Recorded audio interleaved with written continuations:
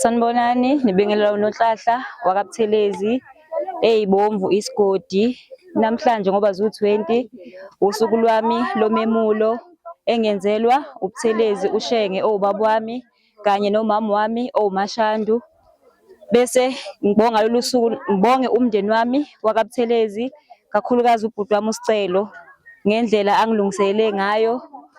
Ngiphinde futhi ngibonge umndeni wakaButhelezi, osisi labe ngibhince nabo ukuthi bangisingathile, ngaphandle kwabo lo mcimbi ubungeke uze ube impumelelo.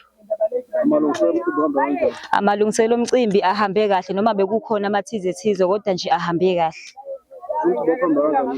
Bengifisa nje umcimbi wami ukuthi uhambe kahle namhlanje, engabi khona inkinga nezihibe, ube mnandi nje, sibe active. Ngithembisa nje ukuthi esigcawini nje nizobona nje ey'bukwayo. Siyabonga.